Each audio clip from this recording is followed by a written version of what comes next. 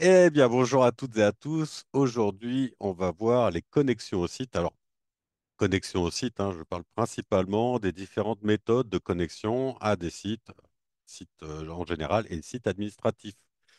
Donc, j'espère qu'à l'issue de ce webinaire ou de cette visioconférence, vous en saurez plus sur les identifiants, les mots de passe, les différents types de connexions qu'on peut avoir. On va parler de la double authentification et des nouveaux systèmes de connexion qui vont apparaître, enfin, qui sont apparus en début d'année, mais qui vont être de plus en plus répandus. Vous allez comprendre pourquoi. Les services administratifs, comment se connecter à des services administratifs simplement, parce que c'est toujours complexe, hein. Et puis, on va voir quelques logiciels utiles pour pouvoir rejoindre, enfin, pour pouvoir gérer tout ça, comme le Seigneur des Anneaux, un anneau pour tous les gouverner. On va être exactement dans le même système, un coffre-fort ou un gestionnaire de mots de passe pour gouverner tous nos mots de passe et les gérer. On va commencer par quelques petites questions. Donc là, je laisse Julie enclencher le sondage. Donc, la première, comment trouvez-vous la connexion aux différents services? Alors, facile, je maîtrise. Voilà, moi, j'ai aucun problème pour me connecter aux différents services administratifs et les différents comptes possibles. J'y arrive, mais je ne sais pas parfois comment. Et je ne comprends pas grand-chose, ça change régulièrement. Je laisse les autres le faire à ma place parce que c'est beaucoup plus pratique et je ne sais pas parce que c'est toujours un peu compliqué. Ça, c'est pour la première question. La deuxième question, c'est avez-vous entendu parler de? Alors, identifiant et mot de passe, j'espère que oui. La double authentification, certainement. Le gestionnaire de mots de passe, possible. Les clés d'accès, c'est nouveau, donc j'espère. Et je ne sais pas. Voilà, vous n'avez entendu parler de rien. Vous ne savez pas ce que c'est. Donc pour l'instant, on a plutôt des effets positifs. Alors, on a comment trouvez-vous la connexion aux différents services? Alors j'y arrive, mais je ne sais pas parfois comment. Et oui, c'est toujours un mystère. On y arrive, c'est le principal. Facile, je maîtrise. Vous n'êtes pas nombreux à maîtriser quand même, ces connexions aux services. Je n'y comprends pas grand-chose, ça change régulièrement et ce n'est pas prêt de s'améliorer. Si, il y a peut-être une méthode justement, et on va voir ça, pour pouvoir améliorer ces systèmes de connexion, en tout cas se connecter plus facilement. Avez-vous déjà entendu parler de identifier un mot de passe? Oui, vous êtes 100% à y répondre. La double authentification, un peu plus, mais voilà, n'ont pas encore accès à ça. Le gestionnaire de mot de passe, peut-être entendu parler, mais vous ne le mettez pas en place. Mauvaise chose, il faut avoir un petit gestionnaire de mot de passe. Vous allez voir que ça vous simplifie quand même grandement la vie. Et les clés d'accès, vous êtes 26%, donc un quart. On va en parler aussi, puisque ça va être les prochaines méthodes, de connexion à tous ces services-là. Et vous allez voir que ça simplifie grandement.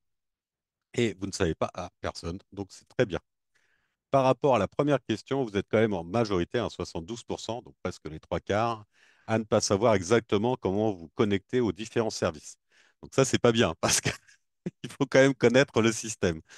Et on va voir comment. Enfin, je vais essayer de vous simplifier un peu, la vision là-dessus, mais ça va pas toujours être facile.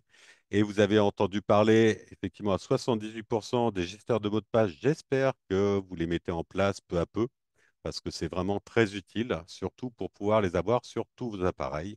Et les clés d'accès, vous êtes très peu. Et là, on va en parler un peu plus parce que ça va être les prochaines, vraiment, pour le coup, ça va être la prochaine façon de se connecter aux différents sites et je vais vous expliquer pourquoi.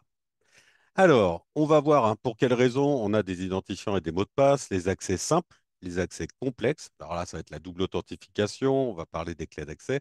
France Connect, on va faire un focus particulier sur France Connect parce que c'est quelque chose que les gens ne comprennent pas forcément comment ça fonctionne et pourtant c'est quand même relativement simple. Quelques logiciels utiles. Là, bien sûr, on parlera des gestionnaires de mots de passe, des authenticators et compagnie. On va vous donner quelques conseils et puis on passera aux questions-réponses. Alors, pour quelles raisons? Alors, on va reprendre un peu l'historique, des mots de passe et des gestionnaires de mots de passe. Pourquoi avoir des mots de passe? Le mot de passe, ça a commencé, enfin l'identifiant et le mot de passe, ça a commencé dans les années 60, hein.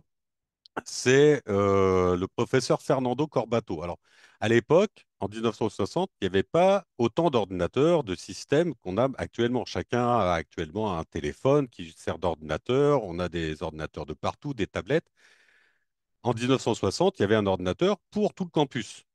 Quasiment, c'était un peu ça. Et il fallait bien partager. Donc, le professeur, il a développé un système d'exploitation à temps partagé, le CTSS. Pour que chacun puisse l'utiliser, il fallait que chacun s'identifie pour accéder à son propre espace, pour pouvoir travailler sa thèse, pour pouvoir travailler tout ça. Donc, pour s'identifier, ben, il fallait déjà un identifiant. Et puis, il s'est aperçu que c'était pas suffisant. Parce que moi, avec un identifiant, si je connais mon identifiant, par exemple, ça va être Sylvain C, ben, je vais savoir que la personne d'à côté qui s'appelle Irène D, eh ben, je vais mettre Irène D et puis ça, je vais pouvoir accéder à son espace et puis travailler aussi sur son espace. Donc, pour compenser un peu ça, il a créé enfin, le premier mot de passe pour que chacun puisse avoir un identifiant et confirmer son identité avec un mot de passe.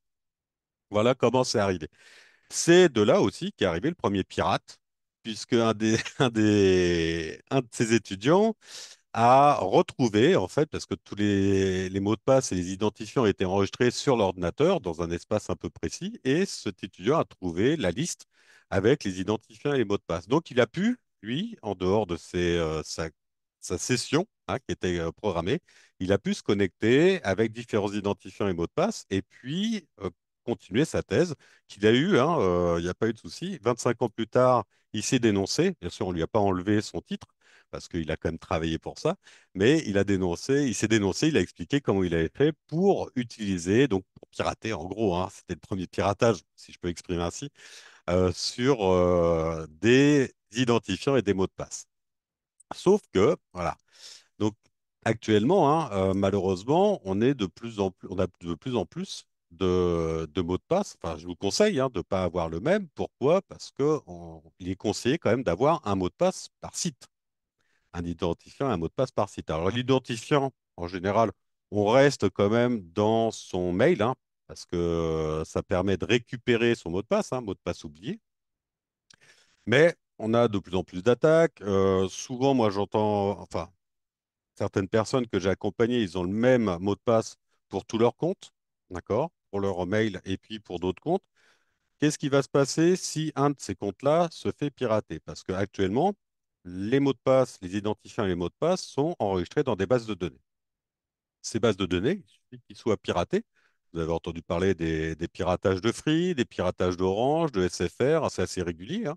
Donc ces bases de données, si moi j'arrive à avoir, par exemple, l'identifiant et le mot de passe de Annie, ou l'identifiant et le mot de passe de Philippe ou de Michel, qu'est-ce que je vais faire? Je vais avoir l'identifiant qui va être en général le même, hein, ça va être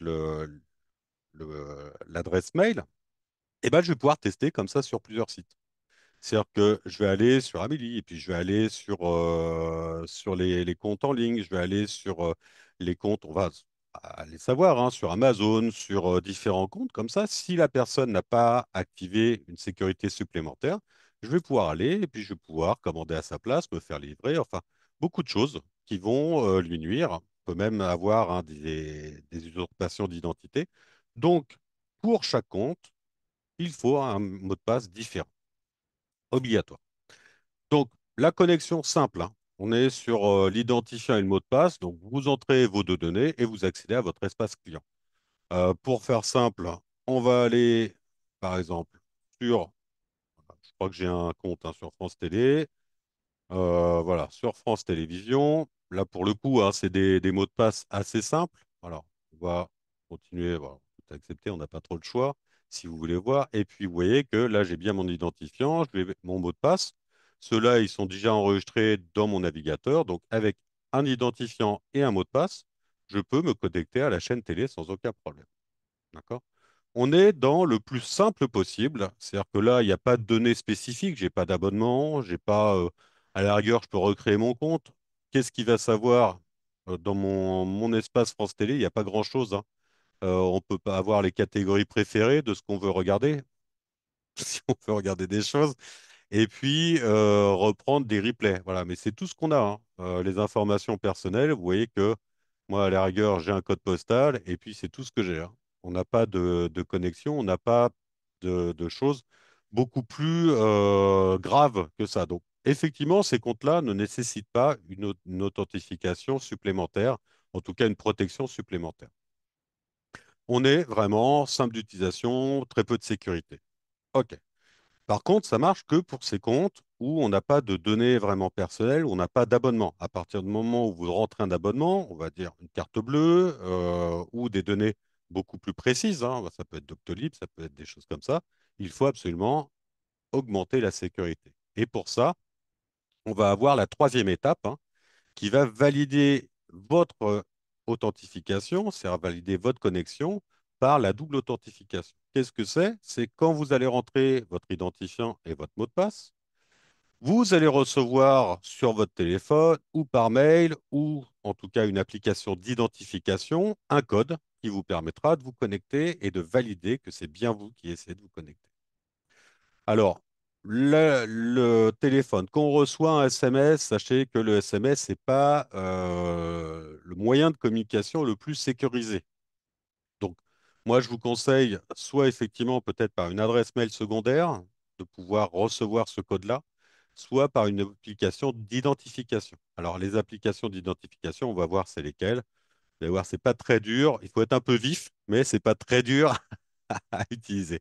Donc, vous pouvez avoir plusieurs validations. La première validation, souvent quand vous reconnectez par exemple à un compte Google, c'est souvent ce que vous recevez. Vous recevez une notification, une invite, qu'on appelle, hein, vous demandant de valider une tentative de connexion. Oui, c'est bien moi. Est-ce que vous l'avez reçu, ça? Je pense que oui. Hein, vous recevez sur votre téléphone dans les notifications, alerte de sécurité Google. Est-ce que c'est vous qui essayez de vous connecter? Si c'est vous, vous répondez oui, c'est bien moi. Si c'est pas vous, vous répondez non et ça bloque la personne. OK. Ça, c'est déjà un premier code. C'est le minimum que vous pouvez avoir, hein, sur ces comptes-là. Vous pouvez recevoir un code que vous devez rentrer dans un champ spécifique. Ça, c'est souvent ce que vous pouvez avoir, hein, quand vous essayez de vous connecter à Amélie. Hein, vous essayez de vous connecter. Ah, il faut le code de sécurité. On va vous l'envoyer sur votre adresse mail. Donc, il va falloir vous rendre sur votre adresse mail et puis le rentrer de nouveau sur le site de Amélie. Attention, dans ces cas-là, on va voir qu'il y a quand même une petite combinaison à faire pour éviter de tourner en rond. Parce que souvent, les gens, malheureusement, utilisent le même onglet. Voilà. Je montre quand même ce que c'est parce que quand vous essayez de vous connecter, mettons à Amélie, vous allez mettre se connecter et accéder le compte Amélie. Alors, je ne vais pas me connecter, mais voilà. Alors, déjà, on a plusieurs étapes. Si je mets mon identifiant et mon mot de passe, il va me dire, OK, je vais vous envoyer un code sur votre mail. Souvent, ce que les gens ont l'habitude de faire, c'est qu'ils vont aller directement sur leur mail. C'est-à-dire, ils ne vont pas changer d'onglet, hein. On a un beau petit onglet ouvert ici. Et puis, on va aller directement sur le mail. Voilà, hop. Et bah, je change de mail. Et quand je reviens sur Amélie, eh ben, on va me redire, ah bah non, il faut de nouveau un code. Ah oui, c'est normal parce que à chaque fois que vous partez du site, pour lui, il va se remettre à zéro. Donc, quand vous avez comme ça un compte Amélie avec la demande, hein, d'authentification, ouvrez un nouvel onglet, vous faites le petit plus. Alors, je refais. Ici, vous faites le petit plus, d'accord, en haut du navigateur. Vous avez ça sur tous les navigateurs. Vous faites le petit plus et c'est dans ce petit plus que vous allez ouvrir votre mail, d'accord, que ce soit Gmail ou autre. Ou alors, en tout cas, vous ouvrez une application Outlook ou autre truc comme ça. Mais en tout cas, vous ne quittez pas cette page de connexion. À chaque fois que vous allez quitter cette page de connexion, lui, il va repartir à zéro. Il va croire, hein, tout simplement que vous faites une demande de nouveau quand vous allez vous reconnecter. Donc, il ne va pas comprendre. Vous n'allez pas comprendre qu'à chaque fois, il vous demande un code d'authentification, alors que pour lui, c'est très logique, hein. Et lui, il ne va pas comprendre que votre code, bah, enfin, il va très bien comprendre que votre code, c'est pas le bon, puisque c'est un code que vous lui avez demandé avant et pas sur la page de connexion. Ne quittez jamais cette page de connexion si vous voulez vous connecter. Ça, c'est déjà une première chose. D'accord? Donc ça, c'est vraiment une chose facile. Vous devez aussi valider par biométrie. Donc, vous avez aussi des validations, hein, pour certains achats ou des choses comme ça. Certains sites, hein, une fois que vous vous connectez à un compte, vous avez une validation par biométrie sur votre téléphone à faire. OK, pas de souci. Ça, c'est assez simple aussi, hein. Vous posez votre doigt sur votre téléphone si vous avez enregistré vos empreintes digitales. Si vous êtes avec un iPhone, vous montrez votre visage comme ça devant si vous avez fait Face ID et ça va vous débloquer la connexion. Vous pouvez valider par un code de sécurité affiché sur un support qu'il faudra confirmer sur un autre. Alors là, on parle d'authenticator, hein. On est sur une application. Alors, il y a plusieurs applications. Là, je vais vous en faire voir une, mais vous en avez plusieurs, hein, qui existent. L'Authenticator, c'est une petite application. Alors moi, j'en ai plusieurs, hein. Vous voyez que dans la sécurité ici, j'ai Authenticator de Windows, Authenticator de Google, Authenticator de Gmail et Authenticator de Bitwarden. C'est mon gestionnaire de mots de passe. Donc, et j'en ai plusieurs. L'avantage de de ces authentifications, alors là, je vous en mets un par défaut. Voilà. Vous avez la possibilité de mettre plusieurs comptes, hein, c'est pas un problème. Voilà. Et vous avez un code qui s'affiche, mais pendant une durée limitée. C'est toutes les 30 secondes. Donc, si vous n'avez pas le temps de le mettre, bah, vous attendez le prochain. Par exemple, là, si j'arrive pour authentifier ma connexion, là, j'aurai pas le temps de le faire. En 15 secondes, le temps de repérer les chiffres et de le taper sur mon ordinateur, ça va être un peu dur. Donc, je vais attendre le VADIC. Mais le tout, c'est de rentrer le code, lui, de son côté, hein, sur le site. On a aussi cette petite validation, hein, ce petit temps qui est de latence. Donc, n'hésitez pas. Vous avez, hein, si vous allez sur le site internet, alors je vous montre sur un compte Google, par exemple, vous allez sur votre compte Google, d'accord? Et là, vous avez sécurité. Alors, si vous avez un compte Google, mais tous les comptes, hein, normalement, vous allez dans sécurité. Je crois que sur Orange, vous l'avez aussi. Sur Windows, vous l'avez aussi, Microsoft, etc. Donc, vous allez dans sécurité et là, vous avez la possibilité, hein, de vous connecter et d'avoir plusieurs systèmes de connexion. La validation en deux étapes, les clés d'accès, clés de sécurité, le mot de passe, l'invite Google, le téléphone pour valider en deux étapes, le numéro de téléphone de récupération, l'adresse mail de récupération. Et en dessous, vous avez encore d'autres options, dont Google Authenticator, un téléphone secondaire. Enfin, vous voyez que vous avez quand même beaucoup de possibilités de récupérer votre compte. N'hésitez pas à en mettre plusieurs. Moi, j'ai l'invite Google, j'ai le téléphone en deux étapes, c'est un deuxième numéro. Voilà, j'ai mon numéro de récupération, une adresse mail de récupération qui n'est pas la même. J'ai la validation en deux étapes, elle est activée depuis le 24, et puis même des clés d'accès. Je vais vous faire voir comment ça marche, les clés d'accès. Donc, vous pouvez, comme ça, avoir plusieurs types d'authentification. L'avantage de ça, quand vous avez plusieurs types, et si vous pouvez le mettre, c'est que si une des connexions n'est pas possible, vous pourrez accéder quand même à votre compte en utilisant une autre méthode. Vous allez voir, hein, quand on vous demande de vous connecter à Google, si vous ne pouvez pas y accéder parce que votre téléphone est en panne, parce que votre téléphone, hein, s'il invite que vous recevez sur votre téléphone, vous avez perdu votre téléphone, vous n'avez pas paramétré ces accès-là, vous allez avoir toutes les peines du monde, hein, pour vous connecter. Ça va être très compliqué. Si vous ne récupérez pas un téléphone et vous n'arrivez pas à vous reconnecter, ça va être très compliqué. Ma femme, l'autre fois, a cassé son téléphone. Heureusement, elle avait sur un des appareils son compte YouTube qui était encore connecté à son compte et ça a été validé par son compte YouTube. C'est-à-dire qu'elle a fallu qu'elle se connecte à son ordinateur. Elle a validé en fait la connexion par le compte YouTube de son ordinateur parce que YouTube, ça appartient à Google. Donc ils arrivent à trouver comme ça, on a comme ça plusieurs moyens, plusieurs types d'accès pour pouvoir récupérer son compte. N'hésitez pas à les mettre en place pour pouvoir y accéder assez facilement. On va refaire un peu, mais ça, Authenticator, vous voyez que toutes les 30 secondes, de toute façon, ça va changer. Donc je peux le laisser, hein, ça ne changera rien, puisque de toute façon, c'est un numéro à 6 chiffres aléatoire qui va se répéter toutes les 30 secondes pour pouvoir me connecter. Alors, vous pouvez le copier-coller, hein, assez rapidement si c'est sur votre téléphone. Si vous utilisez votre application sur le téléphone pour vous connecter à un ordinateur, bah, il faudra avoir le téléphone là et puis vous rentrez le numéro, hein, qui s'affiche. Voilà. Je ne pourrais pas vous le montrer avec les autres applications d'authentification. Vous allez voir pourquoi, parce qu'ils sont protégés.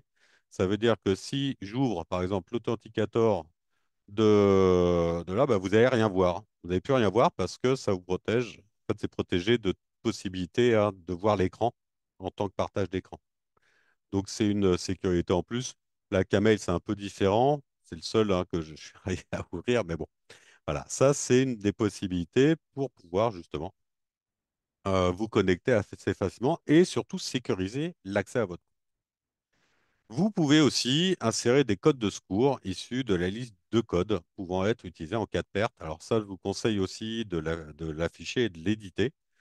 Euh, Certains sites, pas tous malheureusement, vous permettent d'avoir une liste.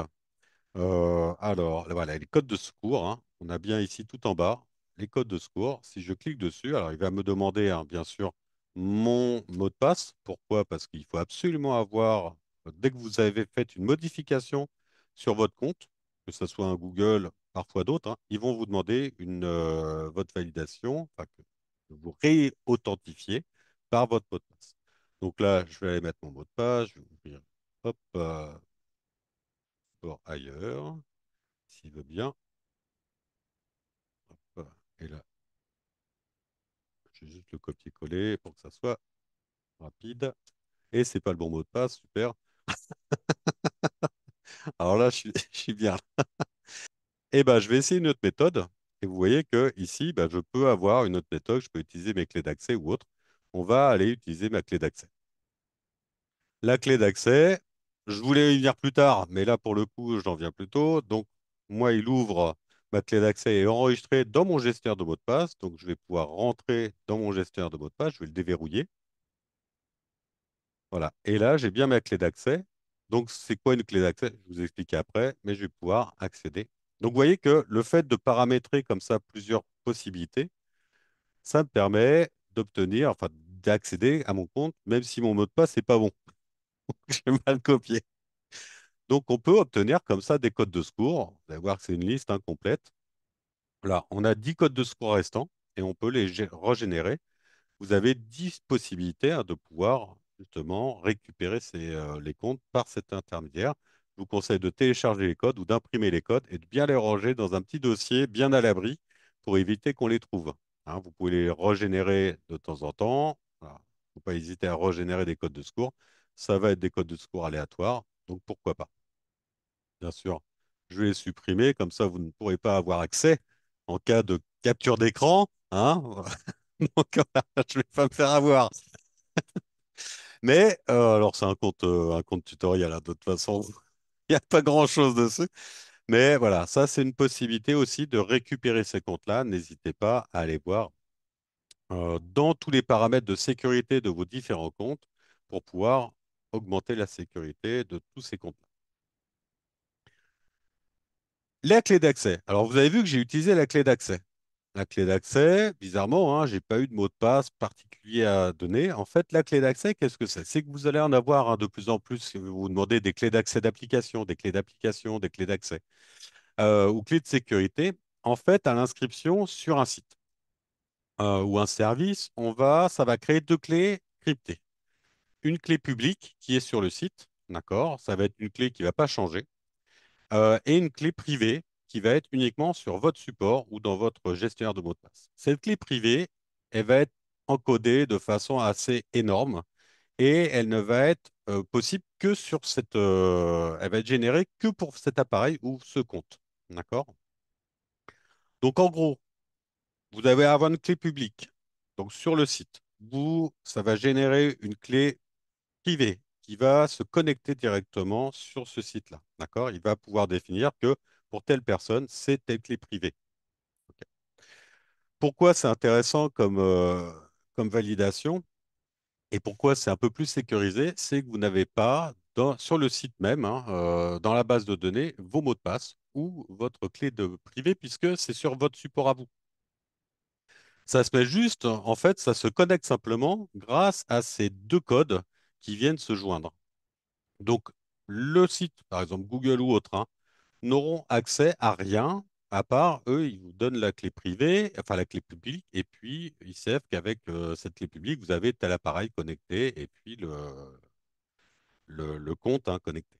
Vous, de votre côté, sur votre support, ça peut être un gestionnaire de mot de passe, hein, le gestionnaire de mot de passe Bitwarden, par exemple, le fait très bien. Il a la possibilité, comme ça, de gérer les clés d'accès, ce qui fait que la validation et la possibilité d'utiliser ces clés d'accès passe par l'ouverture de ce coffre-fort, passe par l'ouverture de votre appareil, alors que ça soit un téléphone, hein, donc par votre code PIN, par votre empreinte digitale, par votre Face ID et ou par la connexion à votre gestionnaire de mot de passe. Donc vous avez deux sécurités. Il va falloir, quand on vous demande la clé d'accès, il va falloir déverrouiller votre gestionnaire de mot de passe ou votre téléphone pour pouvoir accéder au site.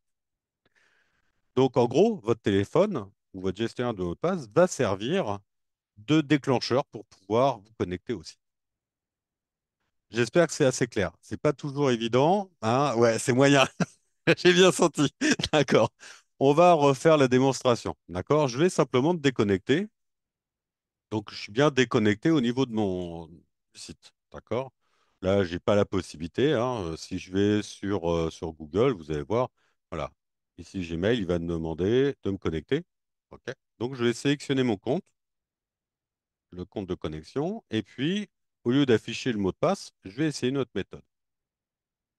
Ici, vous voyez que mon Bitwarden, mon gestionnaire de mot de passe, il est bien ouvert. Donc, je ne vais pas avoir besoin de le rouvrir puisque c'est ce gestionnaire de mot de passe. Je me suis connecté déjà à ce gestionnaire de mot de passe. Donc, j'ai ouvert le coffre-fort, en gros, hein, où j'ai toutes mes clés, où j'ai tous mes mots de passe. Donc, qu'est-ce que je vais faire? Ben, je vais simplement utiliser ma clé d'accès. Il me propose la clé d'accès que j'ai générée avant, donc celle qui est sur mes supports, celle qui est rattachée à mon compte. Comme j'ai ouvert mon gestionnaire de mot de passe, j'ai juste besoin de cliquer ici et ça me connecte directement. Donc j'ai deux sécurités. Il faut que j'ouvre mon gestionnaire de mot de passe ou que j'ouvre mon téléphone pour valider cette connexion et la clé d'accès. De leur côté, les sites n'ont pas mon mot de passe ou quoi que ce soit puisque c'est simplement une clé qui est générée sur mes supports. Donc normalement, c'est pratiquement inviolable. Actuellement, normalement.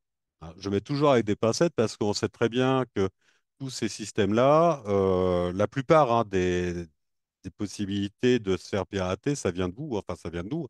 Ça vient qu'on accorde l'accès à un mail de phishing, qu'on va mettre des informations qui sont pas bonnes, enfin qui sont les nôtres, sur, on va dire, une promotion de la SNCF ou alors une augmentation. Hein. Là, on a vu dernièrement une possibilité d'augmenter son espace de stockage pour des prix modiques de Google ou de iCloud. Voilà, vous pouvez en recevoir comme ça beaucoup.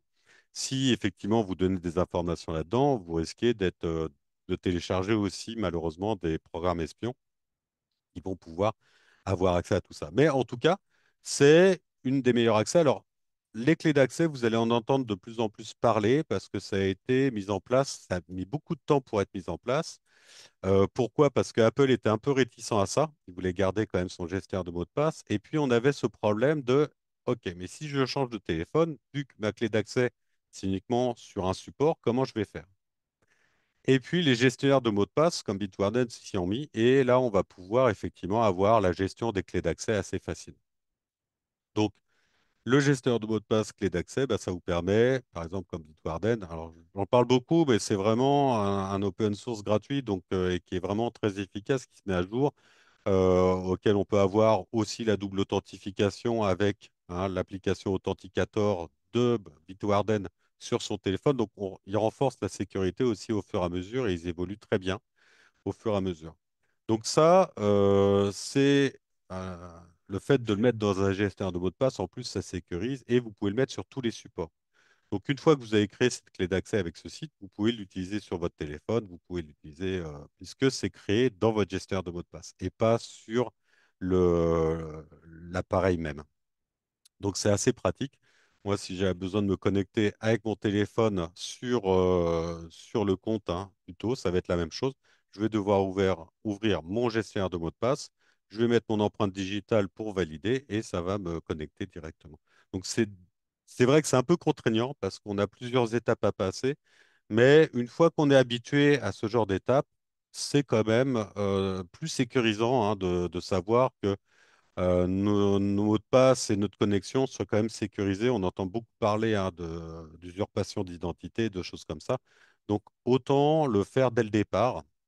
Prenez un petit moment pour voir toutes les interactions possibles et puis habituez-vous gentiment. Alors, vous pouvez hein, créer ce que j'appelle un compte test. C'est-à-dire que vous créez un compte fictif ou un compte, j'en ai un, moi, ça s'appelle Tout en vrac, qui me permet de faire tous mes tests et d'accepter tous les mails, hein, les pourriels, les choses comme ça. Donc, vous pouvez ouvrir comme ça un compte, c'est gratuit hein, sur Gmail, et voir toutes les possibilités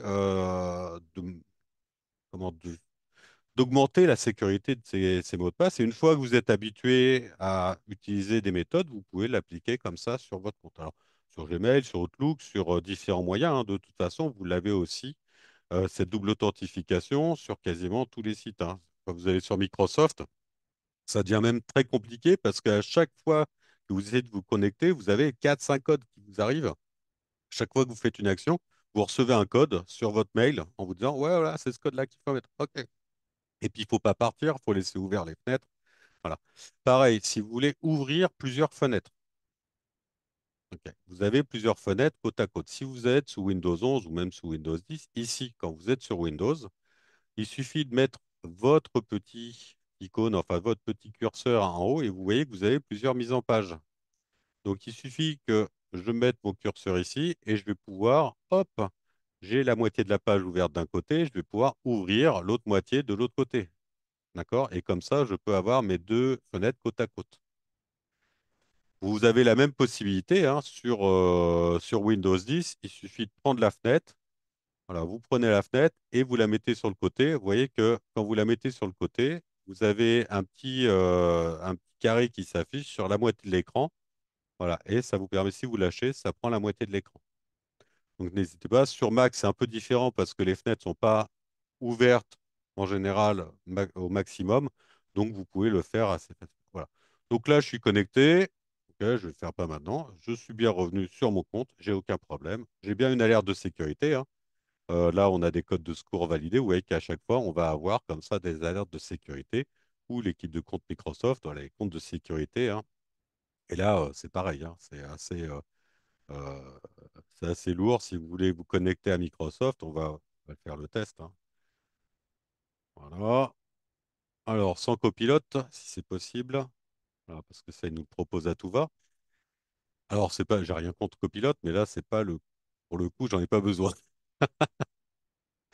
Ici, il va nous demander, bien sûr, alors là, je suis déjà connecté. Si vous allez dans mon compte Microsoft, vous allez avoir la possibilité, beaucoup ont Microsoft, hein, donc j'en parle parce qu'il y a beaucoup de gens qui ont 365 ou autres. Et vous avez dans sécurité, voilà, vous allez dans l'onglet sécurité sur le côté. Et là, vous allez voir que il va vous demander votre mot de passe. Donc là, est-ce que j'ai mon mot de passe? Ça doit être celui-là normalement, si tout va bien. Voilà. Donc, je vais pouvoir accéder à mon mot de passe. Et ici, vous voyez que j'ai la vérification en deux étapes. Donc, ça va me permettre de vérifier et vérifier bien hein, tous les appareils aussi si vous avez un doute. Ou si vous avez changé d'appareil, vous avez tous les appareils qui sont connectés à votre compte. N'hésitez pas aussi à les déconnecter. Vous voyez que ici j'en ai plusieurs même hein, qui sont les VirtualBox. Ça, c'est des appareils qui sont connectés, c'est des virtuels. Donc, je pourrais très bien, voilà, on va donner, bah, là, je vais pouvoir supprimer l'appareil. Il ne va plus pouvoir se connecter à mon compte Microsoft. Ça, il faut aller vérifier tout ça. OK. Maintenant, j'espère que c'est un peu plus clair au niveau des clés d'accès. Vous aurez toute la possibilité hein, de me poser des questions par la suite, mais l'avantage de ce système, hein, c'est vraiment que les informations d'identification, en fait, elles ne sont pas stockées sur un serveur ailleurs.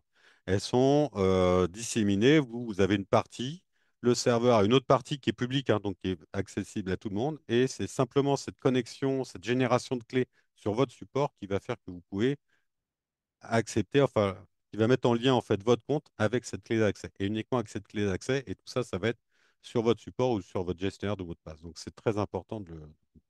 D'ailleurs, je vous ai fait la démonstration, mais vous avez aussi les visuels hein, qui vont vous montrer aussi comment se connecter. N'hésitez pas, hein, c'est assez simple à faire. Même dans le compte Google, hein, vous pouvez créer des clés d'accès. Peut-être pas sur tous les comptes actuellement, parce que comme c'est assez récent, mais faut pas, n'hésitez pas à aller voir. Vous allez voir, c'est assez simple. Les connexions, donc un site dédié. On va parler maintenant des connexions au site administratif. Voilà, parce que là, c'est pas toujours facile, j'avoue. Soit bah, pour les impôts, il faut les codes des impôts. Sur Amélie, là, c'est une vraie gageure hein, de dire que c'est facile de se connecter sur Amélie. Je crois que c'est un des sites les plus compliqués parfois à se connecter parce que, un, ça marche pas tout le temps. Deux, le fait de devoir changer de fenêtre, ça perturbe aussi. Donc, vous avez plusieurs possibilités de vous connecter. Alors, vous connectez à un mot de passe avec un identifiant, un mot de passe, hein. Voilà, si je vais sur Amélie, on va voir, voilà, mais ici, on a bien l'identifiant. Alors, ça peut être le numéro de sécurité sociale, ça peut être mon mot de passe personnel. Si je vais sur un autre, Service public, pareil, si j'essaie de me connecter, on peut avoir des identifiants. Donc, ça fait quand même beaucoup d'identifiants et de mots de passe à se souvenir, hein, mais vous pouvez le faire. C'est assez simple. C'est pas toujours facile parce que vos mots de passe, souvent, hein, pour renforcer la sécurité, parce qu'ils ont été piratés plusieurs fois, ou en tout cas, la sécurité était pas terrible. Donc, ils vont vous forcer à changer de mot de passe tous les 6 mois. Ça, c'est un peu contraignant. Vous notez ça sur des petits papiers. Si vous ne les avez pas mis dans un gestionnaire de mot de passe, ça va être assez contraignant. Vous allez en plus devoir le valider par un code reçu par mail ou par un code reçu par SMS. Voilà. Donc, si vous avez des problèmes pour avoir des SMS, hein, ça peut arriver. Ou si vous avez des problèmes d'accès à votre mail, vous n'êtes pas connecté, ça va devenir compliqué. Donc, je le rappelle, attention de ne pas sortir de la page de connexion pour aller chercher le code. Ouvrez bien les deux onglets, ça c'est très très important de le faire. Ou alors, lisez le mail sur votre téléphone et vous tapez le code sur votre ordinateur, mais surtout, n'ouvrez pas, ne changez pas d'onglet. D'accord?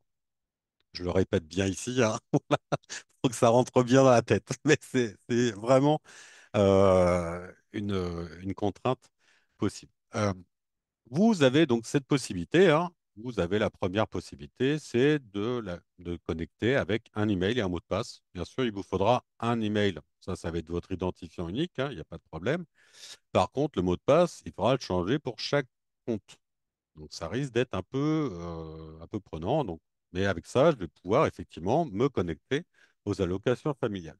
Je peux utiliser aussi le service France Connect. Et c'est là où je vais vous perdre. Voilà. Je sais que la plupart, France Connect, ça va être très compliqué. Et vous allez voir que pourtant, c'est une des manières les plus simples d'accéder à tous les services en fait administratifs. Donc, on va parler un peu de France Connect, hein. Au lieu d'utiliser effectivement le numéro de sécurité sociale, mon mot de passe ou code provisoire, hein, si c'est la première fois que vous vous connectez, ou de créer votre compte parce que vous n'êtes pas connecté, vous pouvez cliquer sur Identifier avec France Connect. Alors, qu'est-ce que France Connect? France Connect, en fait, vous pouvez créer un identifiant unique, un identifiant, un mot de passe unique pour accéder aux 1400 services de l'administration. C'est-à-dire que vous n'allez pas créer un compte pour chaque administration, vous allez simplement créer un mot de passe unique. Alors, vous avez déjà des mots de passe hein, que vous pouvez, enfin, un compte, là pour le coup, celui qui n'a pas les impôts, c'est que, voilà, je pense qu'il n'a jamais travaillé de sa vie. Euh, mais tout le monde a accès à ses impôts, impôts.gouv.fr. Tout le monde, s'il clique là-dessus, il va pouvoir avoir hein, son numéro d'imposition plus son mot de passe. Avec ne serait-ce que cet identifiant et ce mot de passe, il peut accéder aux 1400 services possibles. Alors, je vous ferai la démonstration. Amélie, pareil. Alors, Amélie, c'est plus compliqué. C'est celui qui marche le moins, je dirais, parmi tout cela. Donc, évitez Amélie si vous pouvez. Si vous voyez que vous n'arrivez pas à vous connecter à Amélie, mettez lesimpôts.gouv.fr, hein, vous vous connectez avec votre identifiant des impôts. Vous pouvez aussi créer, tout simplement, hein, sur France Identité.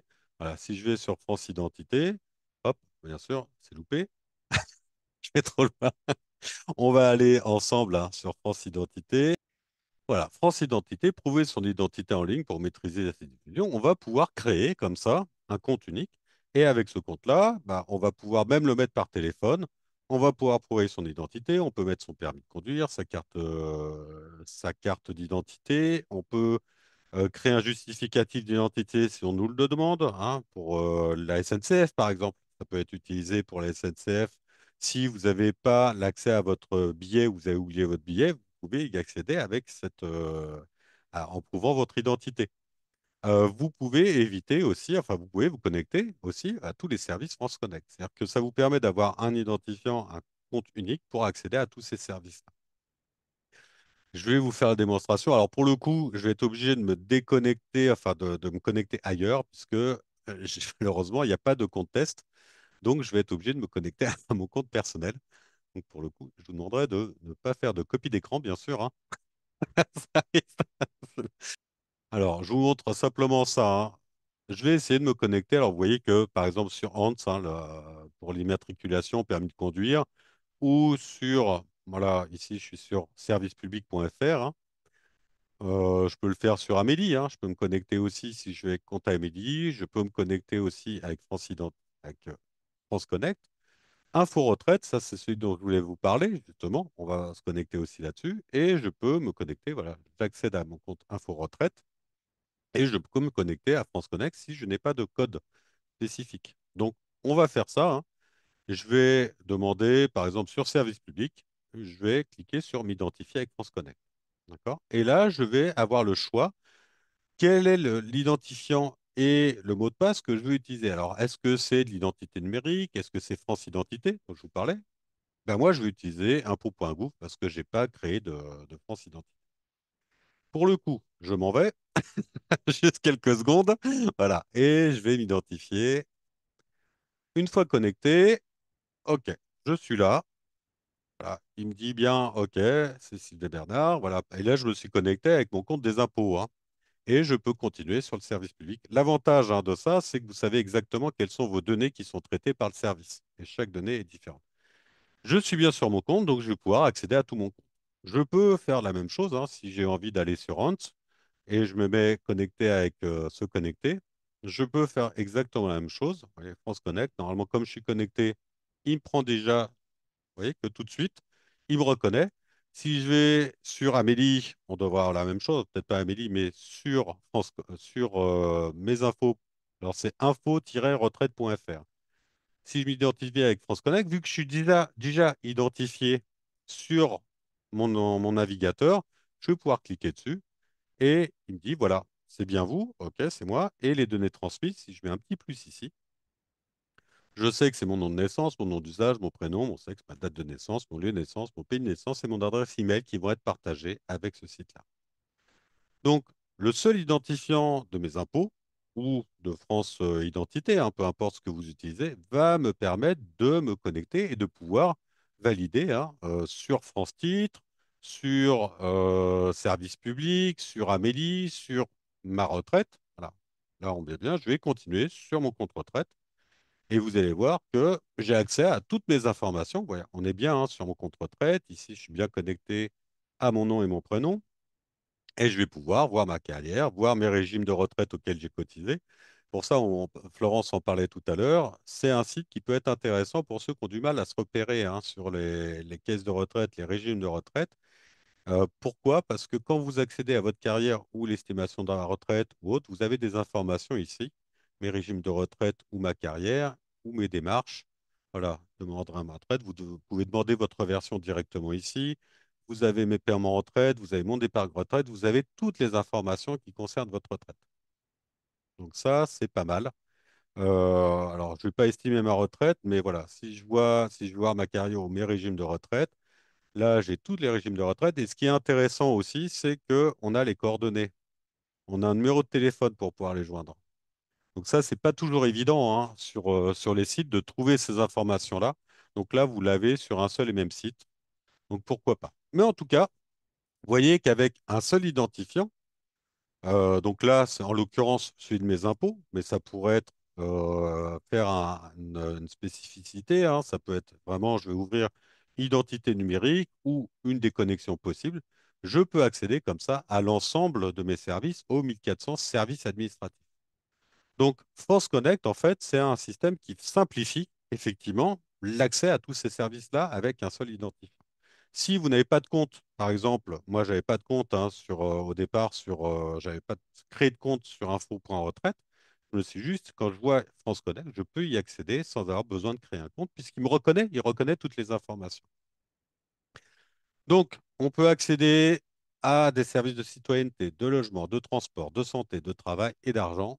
Je vais vous indiquer à peu près lesquels. Voilà. Vous avez une liste, hein, accessible. Voilà. Ici, si je me connecte à France Connect, tout simplement, vous allez pouvoir avoir toute la liste.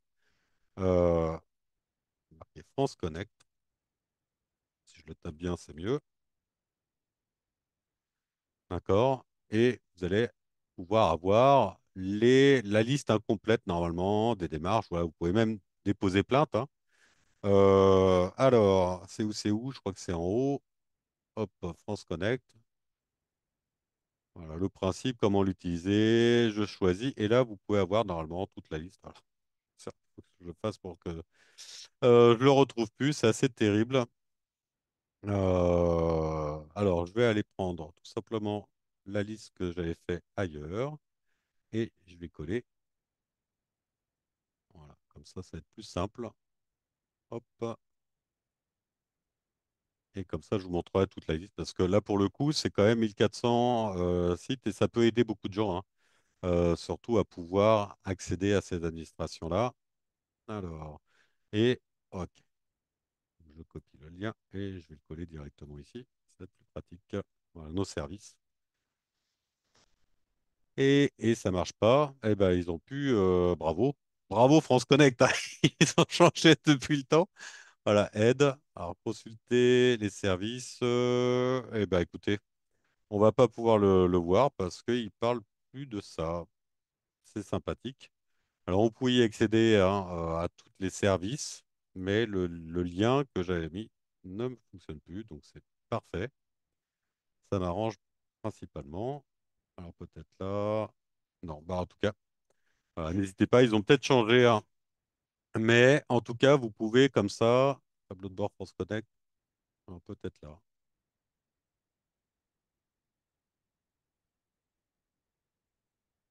Non. Eh ben, on verra ça plus tard. Voilà, j'essaie de vous le retrouver, de le remettre à jour. C'est comme d'habitude, hein. Il suffit que je veuille le faire et ça marche pas. C'est terrible.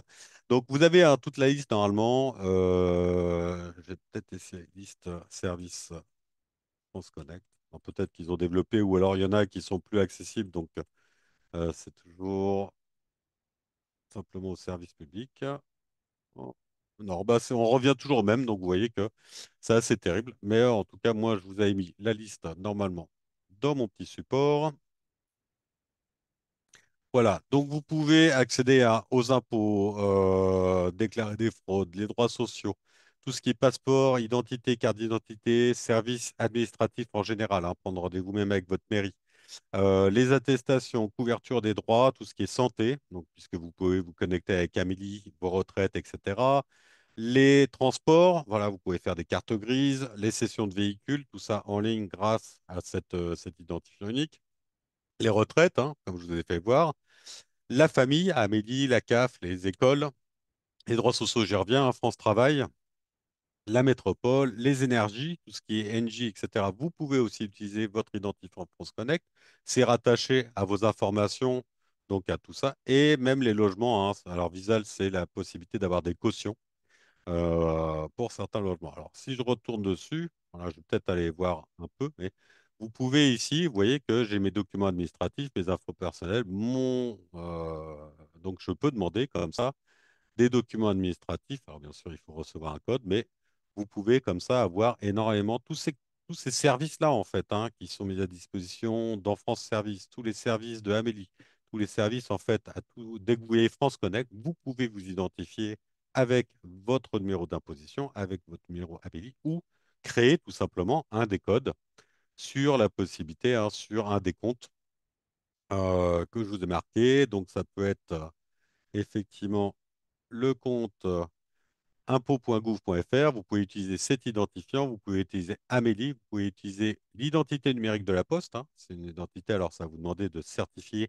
en scannant quand même en général, votre carte d'identité par le site de la MSA, par le site Iris, par le site France Identité ou par le site TrustMe. Vous faites un identifiant unique. En Italie, on avait déjà aussi ce système-là, hein, qui s'appelait idée, je ne sais plus lequel, mais qui était très compliqué parce qu'il fallait s'identifier physiquement auprès de la Poste pour pouvoir bénéficier d'un identifiant unique, un identifiant numérique unique. Donc, ça peut être une très très bonne chose si vous êtes perdu ou si vous voulez un code unique pour pouvoir vous identifier aux 1400 services possibles. Voilà. J'espère que ça a été plus clair pour France Connect. J'aurais peut-être d'autres questions. Est-ce qu'il y a des questions dans le chat, par exemple? Julie, non, pas de questions. Si, quelques questions. Oui, il y en avait une euh, de Annie qui demandait si France Connect était sûr, parce qu'il peut être aussi piraté.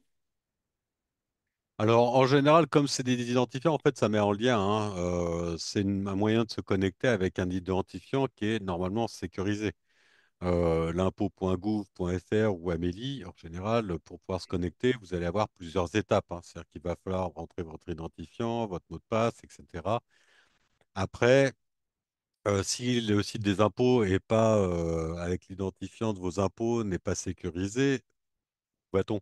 Mais là, ça va devenir quand même problématique. Amélie, bah, on a vu effectivement, mais de toute façon, quand il y a eu un souci avec Amélie, puisque Amélie s'était fait pirater il y a quelques temps, hein, quand il y a eu un souci, on ne pouvait plus accéder aux services par France Connect. Enfin, France Connect ne permettait plus l'accès à tous les services en utilisant l'identifiant Amélie.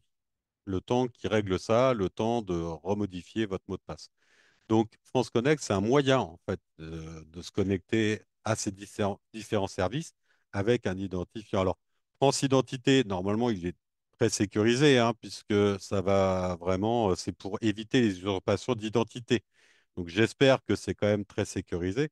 Maintenant, comme je vous dis, hein, je ne suis pas dans le code derrière, donc je ne peux pas vous dire si effectivement, un jour ou l'autre, il n'y aura pas de connexion. Mais France Identité, de toute façon, je pense que tous ces services-là, vous êtes obligé, pour le coup, d'avoir certainement une double authentification pour créer votre compte et pour pouvoir certifier que c'est vous. Ils sont quand même, je pense, vérifiés plusieurs fois par an, ou en tout cas une fois par an.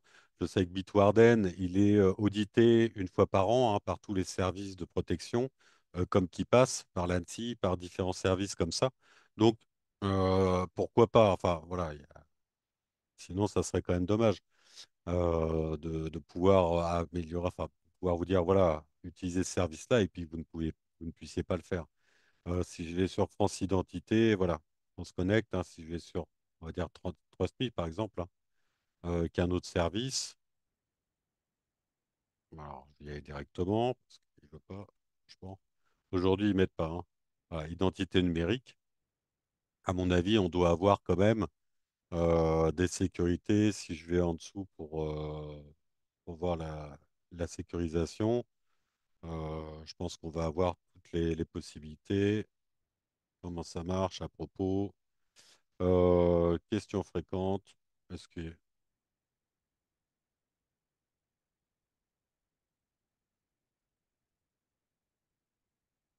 j'ai besoin de connexion Internet? Comment ça se fait? Est-ce qu'il y a des questions sur la sécurité? C'est étonnant, hein, parce que normalement, il y a toujours des questions sur la sécurité. J'ai pris le seul où il n'y a pas. Vous allez voir, hein, à tous les coups. Résolution des problèmes. Alors, faites attention quand même, hein, sur pas mal de gestionnaires de mots de passe ou des sites comme ça. Parfois, vous ne pouvez pas récupérer vos mots de passe. C'est-à-dire que le mot de passe, il est unique et voilà, numérique. Bah, je peux pas vous dire. Là, pour le coup, TrustMe. Alors, peut-être sur France Identité, on aura plus d'informations. Ce France Identité, c'est quand même le dernier service qui s'est ouvert. Hein. Questions fréquentes. Alors, regardez la maîtrise. Là, on est plutôt sur un site du gouvernement, donc ça devrait être quand même beaucoup plus. Et ici, on a certainement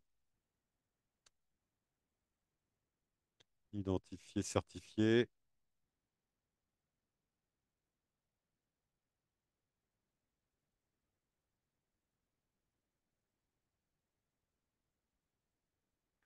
Oui, c'est une bonne question. Merci Annie. On on va voir ça. On verra ça. Ça fait deux fois hein, là, cette semaine. Ça fait beaucoup.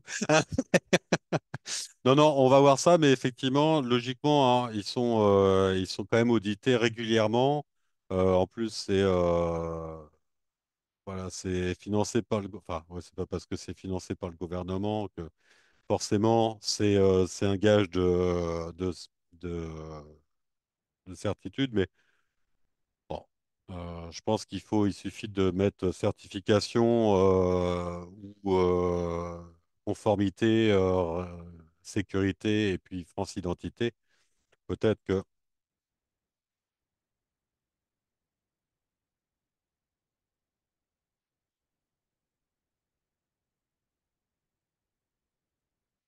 hébergement des données sont hébergés dans les centres de données certifiés, hébergement de données de santé. Donc normalement, ça, c'est hébergement sécurisé, ça n'a rien à voir. Voilà. Prouver son identité, à quoi sert-il justificatif? Bon, il n'y a pas beaucoup d'informations là-dessus. Euh, consulat général de Peut-être qu'on aura plus hein, par le général de Vancouver. Allez savoir. Peut-être que nos amis canadiens sont plus ouverts là-dessus. Les plus fortes qui permettront la création, répondant aux exigences de sécurité. Donc, je pense que ça a quand même été vérifié et certifié par la CNIL et par comment, l'ANSSI, tout ce qui est des organismes de sécurité français. Voilà. Les certifications, bon, à voir, hein, mais je pense qu'effectivement, sinon, ils ne vous les mettraient pas quand même en possibilité de créer des comptes là-dessus si ce n'était pas certifié par un peu plus légalement hein, là-dessus, avec des certifications supérieures. En tout cas, si vous avez oublié votre mot de passe ou quoi que ce soit, vous pouvez toujours vous identifier avec un des services. Alors, les impôts, hein, ça marche très bien. Pourquoi pas? Vous pouvez protéger toutes ces données-là aussi, hein, France Connect, votre identifiant France Connect ou tous les identifiants et les mots de passe par un gestionnaire de mots de passe. C'est le petit plus, hein, c'est vraiment, ça je vous conseille de prendre vraiment le pli d'utiliser un gestionnaire de mots de passe. Alors, les gestionnaires de mots de passe, vous en avez, hein, vous avez Google Chrome, vous avez Brave, vous avez Firefox qui ont des gestionnaires de mots de passe intégrés. Je vous conseille quand même de passer par des gestionnaires de mots de passe qui ont été passés à la moulinette hein, sur plusieurs. Pourquoi? Parce que Google Chrome, en fait, compte, on ne sait pas exactement le code, puisque c'est des logiciels maîtres. On ne connaît pas le code qu'il y a à l'intérieur. On connaît le code de Chromium parce que c'est un open source, c'est la base de Chrome. Par contre, le gestionnaire de mots de passe de Chrome, on ne sait pas exactement comment ça fonctionne, comme le gestionnaire de mots de passe de Apple ou autre. Donc, je ne pourrais pas vous dire s'ils n'ont pas des failles de sécurité ou pas. KeePass, Bitwarden, c'est des open source. Donc, on sait s'il y a une faille de sécurité en général, ils vont le savoir très rapidement parce que c'est des milliers de développeurs, des milliers de programmateurs qui travaillent dessus. J'avais un exemple très concret, hein. Il y avait une faille de sécurité qui avait été découverte sur le même système, hein, Linux et puis Windows. Il a fallu 24 heures pour combler cette faille de sécurité sur Linux. Il a fallu une semaine pour le combler sur Windows. Donc, on n'a pas le même nombre de personnes qui vont travailler dessus. Voilà. Le gestionnaire de mots de passe, c'est quoi? C'est dans un coffre-fort que vous allez ouvrir quand vous allez utiliser votre ordinateur ou votre téléphone. Vous allez pouvoir l'ouvrir, ce coffre-fort, avec un mot de passe très complexe. Attention, ce mot de passe, vous ne pourrez pas le récupérer. À partir du moment où vous le créez, il va bien falloir le noter, mais vous n'avez qu'un à retenir. C'est surtout ça qui est important. Vous pourrez l'ouvrir sur votre téléphone. Vous pouvez aussi faire la validation hein, d'ouverture avec votre Face ID sur iPhone ou vos empreintes digitales ou votre code PIN. Vous pouvez créer comme ça un code PIN pour ouvrir ce coffre-fort. Pourquoi? Parce que là, il faut ouvrir déjà votre téléphone. Attention, hein, attention sur les téléphones aussi. La première sécurité, j'ai vu beaucoup de gens au salon des seniors et ça m'a un peu dépité. Beaucoup de gens qui n'avaient pas de code PIN sur leur téléphone ou qui pensaient qu'il n'y avait pas de code PIN de verrouillage de leur écran, qui n'utilisaient le code PIN que le code PIN de la carte SIM. Vous avez deux codes PIN sur votre téléphone. Vous avez un code PIN de la carte SIM qui va ouvrir la connexion avec votre fournisseur d'accès. Ça, c'est le premier code qui vous est demandé quand vous ouvrez votre téléphone. Vous pouvez désactiver. C'est un code, en général, quand vous mettez votre carte SIM au départ, c'est un 2, 3, 4 ou 0000. Voilà, c'est un code vraiment très simple. Et vous avez un code de verrouillage de votre écran qu'il va falloir vous-même programmer. Ce verrouillage de l'écran, c'est très important de l'avoir. Autant vous pouvez désactiver le code SIM, le code de la carte SIM, c'est-à-dire qu'une fois que vous l'avez ouvert, vous le désactivez pour ne pas avoir à le mettre à chaque fois. Autant le code SIM de verrouillage de l'écran, un code ou alors le Face ID ou les empreintes digitales, ça va être obligatoire parce que la première sécurité, comme ces applications-là, vous pouvez les mettre sur téléphone, vous pouvez vous identifier, vous pouvez accéder à votre mail. La première sécurité, c'est quand même ce code que vous allez rentrer sur votre téléphone. Donc, ce mot de passe unique, vous allez pouvoir accéder à l'ensemble de vos comptes, à l'ensemble de ce que vous enregistrez. Si vous utilisez un gestionnaire de mot de passe comme Google, OK, je vais aller sur Google et puis je vais aller dans mon gestionnaire de mot de passe. D'accord?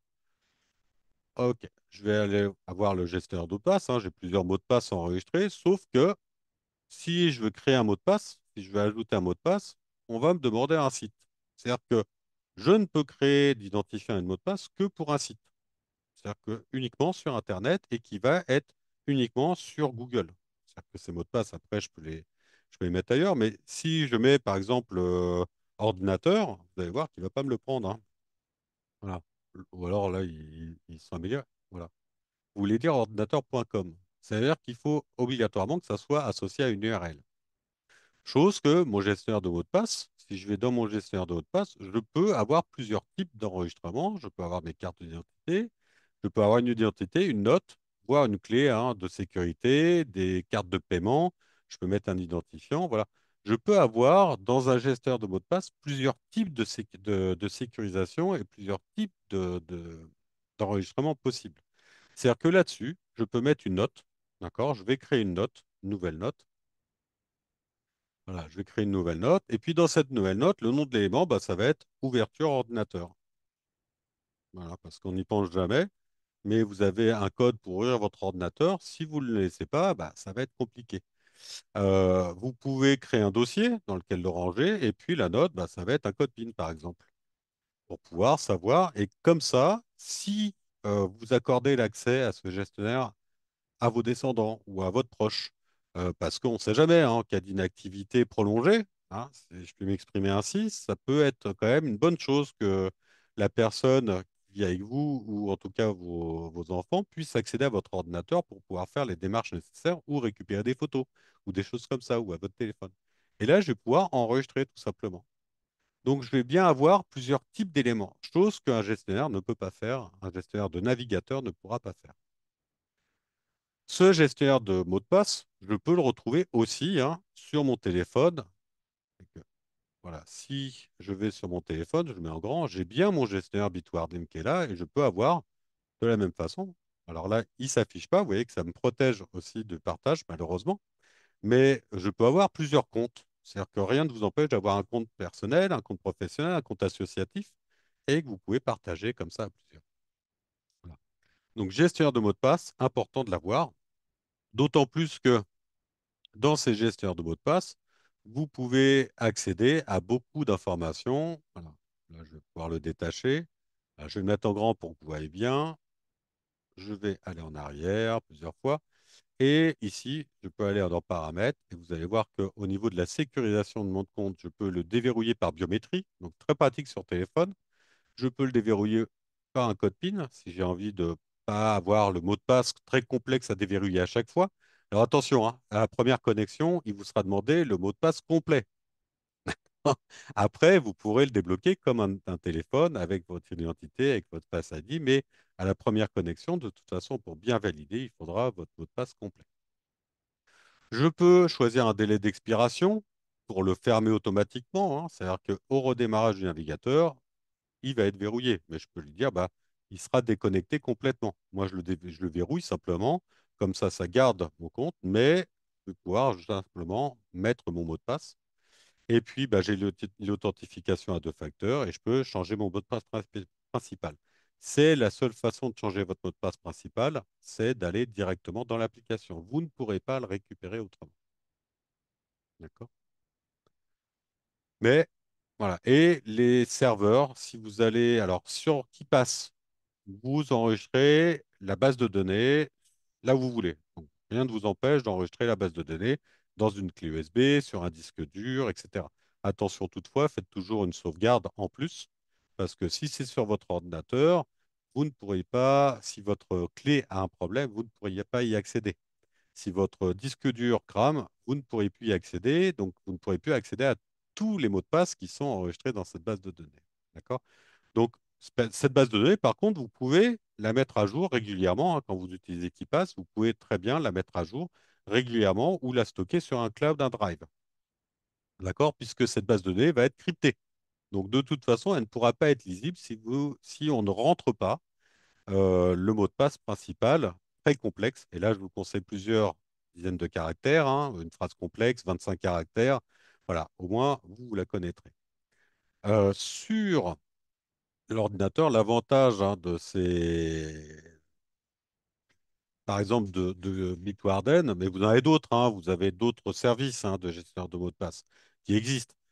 Si vous allez sur la CNIL et vous allez sur gestionnaire de mots de passe, vous allez trouver des gestionnaires normalement qui sont préconisés. Voilà, 5 arguments.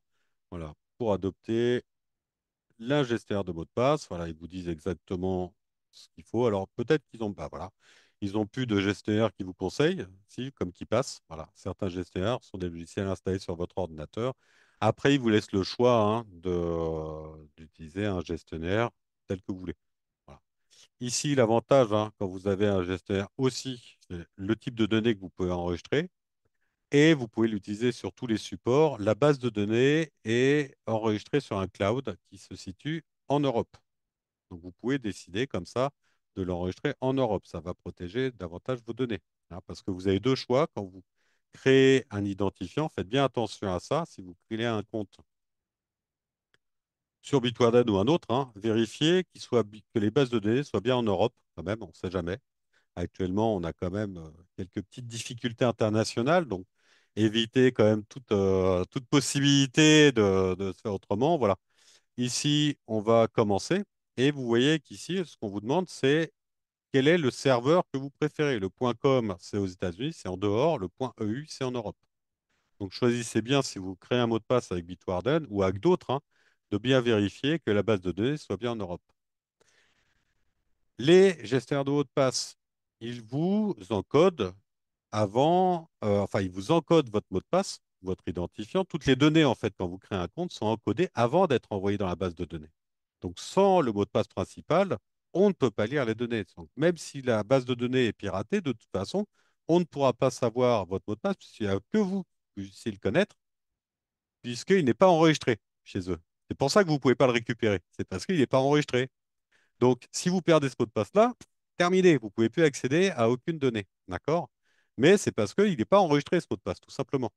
C'est la clé qui va vous permettre de décrypter, de pouvoir accéder à cette base de données qui va être cryptée et à pouvoir décoder cette base de données qui va être cryptée. Voilà, donc c'est important, hein, et ces gestionnaires sont très faciles une fois que vous l'avez. Hein, vous avez des générateurs de mots de passe voilà, qui peuvent vous générer automatiquement. Vous avez même des phrases de passe. Vous avez des noms d'utilisateurs aussi qui peuvent être créés. Hein, gestionnaire 3918, si vous voulez pas avoir un mot de. Enfin, voilà, si vous voulez vraiment créer, hein, et vous pouvez les créer jusqu'à 128 caractères. Voilà, donc ça vous fait des mots de passe là avant de les avoir. Et vous pouvez les changer régulièrement puisqu'à chaque fois que vous allez le modifier, il va vous demander si vous voulez l'enregistrer dans votre base de données ou le modifier dans votre base de données. Vous pouvez l'avoir en... Alors vous avez, hein, dans KeePass aussi, hein, vous avez des applications qui sont disponibles sur votre ordinateur, sur votre téléphone, etc. KeePass, le seul moyen d'accéder à votre base de données, c'est de l'enregistrer de toute façon sur un cloud et d'avoir des choses un peu complexes pour pouvoir les utiliser. Vous avez des gestionnaires qui le mettent déjà dans un cloud pour pouvoir y accéder partout. Donc, n'hésitez pas à y aller. C'est très efficace. Je vous le conseille vraiment hein, parce que vous avez des générateurs de mots de passe. Vous avez l'autocomplétion. C'est-à-dire qu'une fois que vous avez enregistré ces mots de passe, dans un navigateur, vous allez voir que voilà, si je veux accéder sur un des sites, dans mon coffre, hein, si je veux accéder par exemple sur voilà, la formation Tous Connectés, je vais tout simplement cliquer là-dessus, lancer le site et bien sûr, je vais continuer sur ce site web quand même. On va aller voir. Ah, vous voyez qu'il m'a déjà mis l'autocomplétion ici. C'est-à-dire que j'ai déjà mon identifiant et mon mot de passe qui est mis. Alors, bien sûr, là, ça marche moins bien. On va aller voir un autre. Pourquoi j'ai choisi celui-là, allez savoir. On va aller sur la poste, mon compte la poste. On va faire la même chose. Vous voyez que j'ai déjà mon compte là-dessus. C'est-à-dire que, et je pourrais très bien y revenir, hein. Je vais l'enlever. Quand je clique dessus, on me propose ici, ou de toute façon, j'ai un petit 1 pour pouvoir le mettre. J'ai juste besoin de dire, OK, je vais l'ouvrir avec la poste. Alors, où il est? Là, je l'ai perdu, voilà. Et j'ai juste besoin de cliquer sur remplir et il va me remplir les données automatiquement. Donc, c'est pas plus dur qu'un gestionnaire classique. Vous voyez pas les sigles, vous avez rien. Hein. Vous pouvez mettre plusieurs comptes. Hein. Par exemple, si vous êtes plusieurs à utiliser ou si vous avez plusieurs comptes sur un site, mettons Gmail ou autre, vous allez avoir les différents comptes qui vont s'afficher. À vous de décider lequel. Franchement, il n'y a rien. de très compliqué. C'est juste une petite habitude à avoir à utiliser pour utiliser un gestionnaire de mot de passe. La double authentification est possible, donc on va encore renforcer, hein, déjà la première fois, on renforce la sécurité de cette code, mais en plus, on peut avoir la double authentification pour accéder à ces gestionnaires. Et c'est une gestion quand même assez facile. Les avantages, alors j'espère que vous avez mieux compris un peu ces différents types de connexions et que ça va vous arranger pour pouvoir justement sécuriser votre espace personnel. Vraiment, ces avantages de connaître la double authentification, les accès, enfin les clés d'accès, les gestionnaires de mots de passe, ça va être vraiment de sécuriser vos espaces personnels. Vous pouvez choisir le niveau de sécurité de chaque compte. Voilà, il y a des comptes qui ne nécessitent pas un niveau de sécurité exceptionnel. Vous avez vu hein, avec France, France Télé, enfin, il y a beaucoup de comptes comme ça. Dès qu'on va avoir des comptes, on va dire, commerciaux, dès qu'on va avoir, où on fait des achats en ligne, dès que vous allez avoir des comptes qui touchent à vos données personnelles, donc on va être sur principalement les comptes mail, des choses comme ça, oui, augmenter la sécurité de ces comptes-là. Vous pouvez choisir aussi la méthode d'authentification pour chaque compte, hein. Vraiment, je vous préconise la double authentification. Alors, certains fournisseurs complexifient un peu, ils ont leur propre système qui ne fonctionne pas toujours. Parfois, c'est un peu complexe, mais il vaut mieux avoir ça. Et puis, voilà. Parfois, si ça marche pas, c'est simplement qu'ils ont soit un problème technique, une mise à jour de leur serveur. C'est pas forcément que vous avez mal fait les choses, hein. Souvent, on a l'impression qu'on fait mal les choses ou qu'on a un problème ou que non, ça peut venir aussi d'eux, hein. C'est simplement qu'ils font des mises à jour de sécurité de leur côté et que vous ne pouvez pas accéder à votre compte le temps que les mises à jour se fassent. La difficulté hein, par rapport à ça, vous avez vu avec la clé d'accès, c'est qu'il faut s'adapter régulièrement à des nouvelles sécurisations. Donc, renseignez-vous, restez en veille sur toutes ces possibilités d'authentification pour ne pas perdre trop de temps, enfin, de ne pas avoir trop de retard parce qu'après, c'est très compliqué pour récupérer un peu ce retard-là. Et il faut vraiment arriver à comprendre le fonctionnement. C'est-à-dire que là, je vous ai parlé vraiment des deux onglets, mais c'est très important de comprendre en fait que quand vous êtes sur une page, elle est ouverte. Tant que vous ne quittez pas cette page-là, elle va être restée ouverte. Par contre, si vous la quittez, en général, hein, ça efface les données de la page et quand vous revenez sur cette page-là, ça vous régénère des nouvelles données. Ça vous actualise en fait complètement ces données-là. Et c'est pour ça que ça peut être très perturbant euh, pour pouvoir vous connecter à des services hein, qui vous redemandent les choses assez régulièrement ou vous croyez bien faire, mais vous avez fait une petite erreur ou une page que vous n'avez pas vue, hein, pas bien lue. Vraiment, vous allez voir, il faut vraiment bien lire toutes les informations. Donc, construisez les mots de passe forts ou utiliser des gestionnaires de mots de passe. J'ai pas mis ou, hein. C'est construisez les mots de passe forts et utilisez des gestionnaires de mots de passe si vous le pouvez. Lisez aussi attentivement et entièrement les pages, les messages qui sont sur les procédures. Pourquoi? Parce que parfois, sur certaines pages, il va vous demander, hein, si je reviens sur Amélie ou d'autres, euh, Amélie plus particulièrement, euh, voilà. Mais vous avez des procédures qui sont très bien expliquées ou des messages, en tout cas, qui sont mis, hein. Alors, on a un compte Amélie. Voilà, souvent, hein, vous avez des messages qui peuvent s'afficher. Voilà, vous pouvez rentrer votre compte et votre mot de passe. Et ensuite, quand vous mettez se connecter, tout est expliqué. Seulement, on lit mal hein, parce on va avoir peur de mal faire les choses, ou on va être paniqué, ou en tout cas, on va tellement avoir l'habitude et au moins de changement, on ne va pas lire la page s'il y a une nouvelle procédure à suivre. Donc, lisez bien les pages.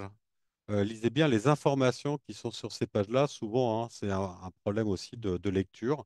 Privilégiez la double authentification au minimum, hein, si vous le pouvez. Et puis évitez aussi d'avoir la double authentification parfois avec les SMS qui arrivent.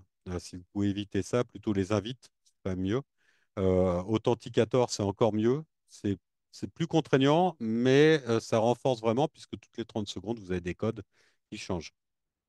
Utilisez un identifiant France Connect si vous n'avez pas créé de compte hein, sur une spécificité et si vous avez des difficultés, par exemple, à vous connecter avec Amélie avec votre identifiant et votre mot de passe, utilisez le compte impôt pour pouvoir vous connecter à Amélie. Ça paraît bizarre, hein, mais vous pouvez le faire. Donc, n'hésitez pas à utiliser justement cet identifiant à propos à vous, vous France Identité, pour pouvoir vous connecter à votre compte Amélie. C'est une possibilité. Je vous ai laissé aussi des petits indicaux du geek, enfin des définitions sur le mot de passe, qui n'a jamais perdu son mot de passe, des petits articles hein, sur les gestionnaires de mots de passe, la double authentification, utiliser un gestionnaire de mots de passe. Alors, on vous met quand même le gestionnaire de mots de passe des navigateurs Internet. Privilégier dans ces cas-là Firefox ou des logiciels open source plutôt que des logiciels maîtres. Vous ne savez pas ce qu'il y a derrière. Et vous recevrez bientôt donc, le support de présentation avec une proposition alors d'avis sur la conférence. Hein, c'est le petit sondage hein, de bien-être sur la conférence. Vous pouvez retrouver hein, les replays sur notre chaîne YouTube, puisqu'on a une chaîne YouTube, et sur notre site Internet. Alors, on a un peu changé les présentations pour pouvoir vous présenter tous les supports et toutes les possibilités. La prochaine parenthèse portera sur les bloqueurs de pub et extensions de sécurité. Alors, vous pourrez vous inscrire une fois qu'on aura mis hein, le replay en ligne. Vous pourrez bien sûr vous inscrire dessus. Aucun souci. Nous vous remercions en tout cas d'avoir participé à cette parenthèse. Merci à toutes et à tous. On va passer aux questions-réponses. Merci aussi à Malakoff Humanis de vous avoir permis de participer à cette visioconférence.